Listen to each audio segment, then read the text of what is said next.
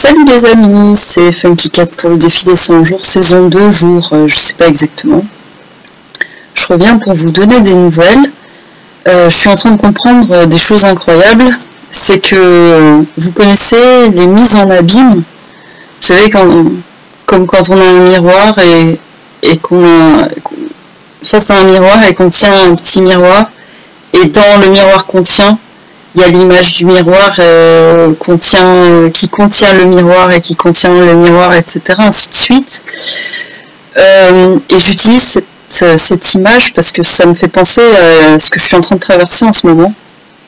C'est vraiment les poupées russes du désespoir, j'ai envie de dire. En résolvant le traumatisme que j'ai subi il y a 30 ans, vous vous souvenez, je pensais vraiment, mais sincèrement, avoir réglé tous les problèmes de ma vie. Et en fait, une semaine après, pas du tout. Je me rends compte qu'il y a encore plein de problèmes sous-jacents. En fait, c'est exactement comme si, vous savez, on met la poussière sous le tapis. Et plusieurs années après, hop, on soulève le tapis, il y a de la poussière. Alors là, grand nettoyage, je nettoie la première poussière que je vois.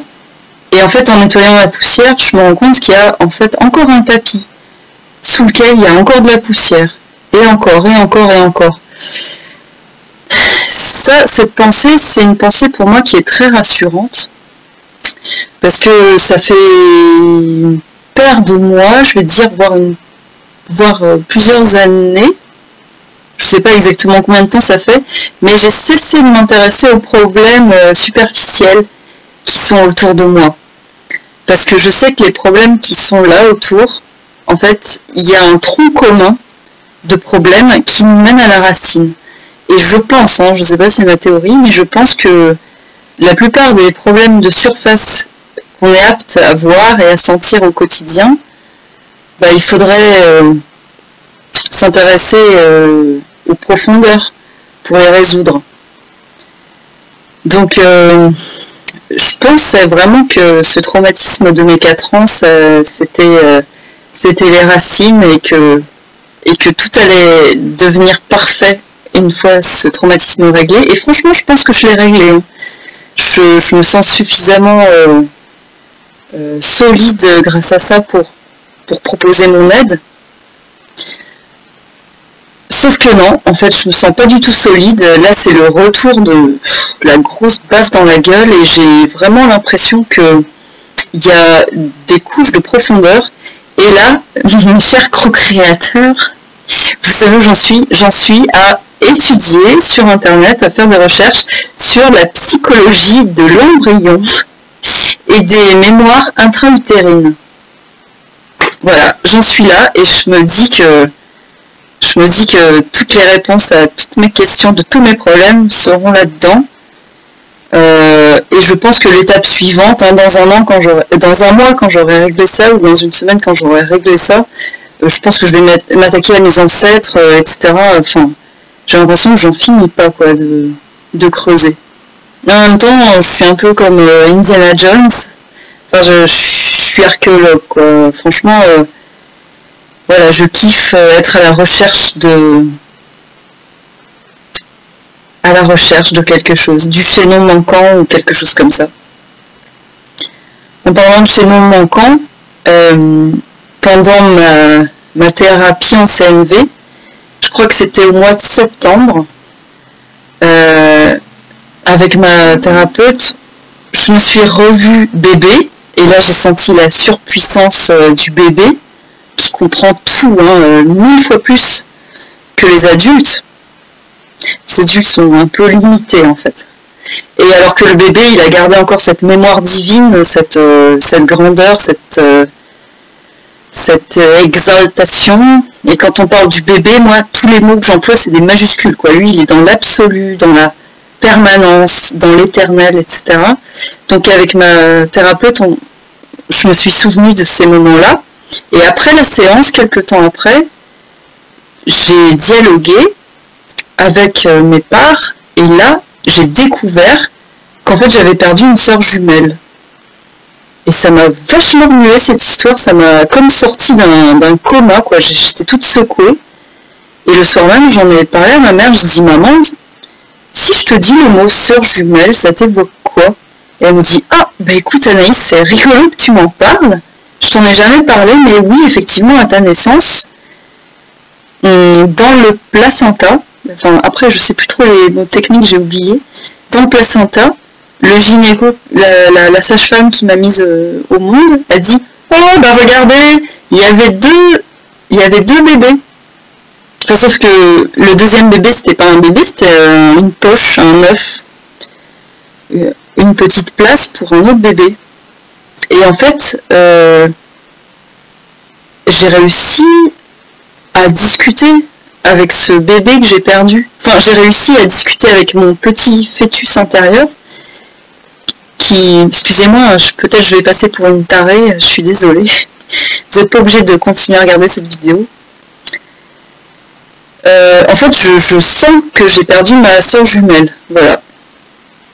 Je le sens et voilà. Et donc là, récemment sur Internet, je suis tombée sur des conférences que je vais vous recommander en dessous, là, qui parlent de ça. Et là, je suis en train de connecter une de mes parts pour essayer de lui demander en fait ce qui s'est passé. Mais voilà, enfin, je pense que, enfin, j'ose même pas le dire, mais le dites pas à la police, mais je crois que j'ai tué ma soeur jumelle en fait. Je n'ai pas connecté cette part-là, mais je pense que c'est une énorme culpabilité qui m'envahit en fait. Autrement, donc je vais de mieux en mieux, hein, j'ai envie de devenir thérapeute, j'écris des spectacles sur la CNV, je m'imagine rentrer en France et tout ça, comme ça. Limite je sors un tout petit peu du cadre de l'ordinateur, là, comme ça. Et alors le retour de vague, paf, je suis bas, mais je suis tellement bas que ça devient haut, quoi. C'est une explosion de violence, quoi, c'est hallucinant. Enfin, par exemple, quand... Je suis désolée de ce que je vais vous dire, mais en fait, je supporte pas les compliments, ça me met dans un état hallucinant, quoi. Je reçois surtout des compliments sur le défi en ce moment, parce que en fait, dehors, je rencontre personne, quoi. Je suis toujours toute seule, je suis complètement paniquée. Et sur le défi, quand vous me faites des compliments, ça me met dans une rage, en fait. Voilà. J'ai le sentiment d'être une imposteur, et c'est insoutenable, en fait. Et donc déjà, quand on me témoigne de l'amour, c'est insoutenable. Parce que dans la tête, j'ai une croyance, j'ai découvert ce que c'était que la croyance, qui ne fait que se vérifier, c'est que si on me connaît mieux, on va plus m'aimer. C'est comme ça. J'y crois dur comme fer à cette croyance, et pour l'instant, je suis pas prête de la lâcher. Ce sentiment d'être une imposteur.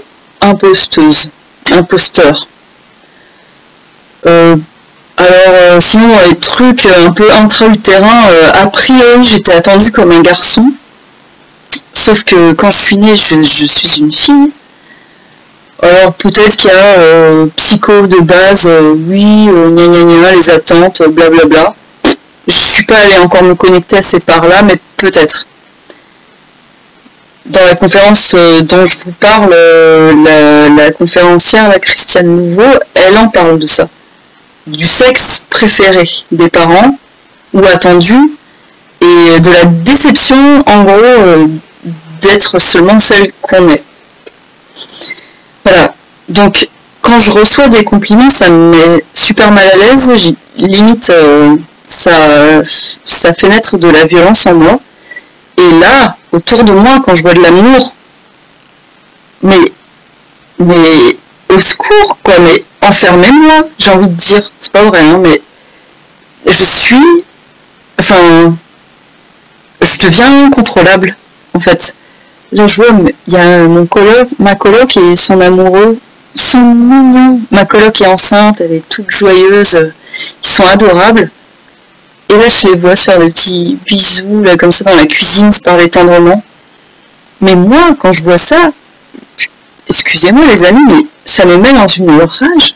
J'ai envie de prendre la table, de la balancer. En fait, j'ai envie de casser un truc, j'ai envie de gueuler et de les frapper, en fait, de les détruire physiquement. Donc, comme je sens, heureusement, comme je sens que il y a des parts un peu plus saines en moi, dans ces cas-là, on fait « Oula, Anaïs, on va aller sortir un coup ». Donc je sors, je vais faire un tour au parc en bas de chez moi et je gueule et je pleure.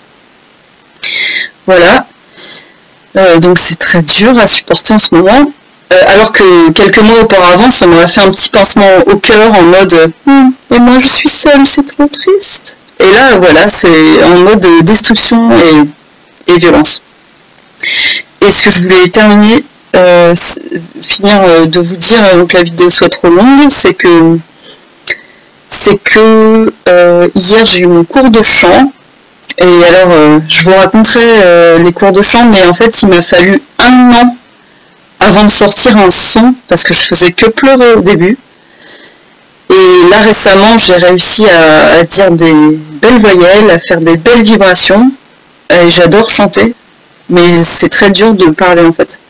Et hier, on commence toujours le cours par de la relaxation. J'étais super motivée, j'avais envie de chanter. On a fait de la relaxation. On s'est mise dans une position, et ma prof m'a dit c'est une très bonne position pour l'accouchement, parce qu'elle est enceinte jusqu'aux yeux. Donc face contre terre, un peu comme ça. Et là, je sais pas, ça a dû me remettre dans des états du passé. Et l'exercice, c'était de bien respirer, de bien se relaxer et de faire comme ça.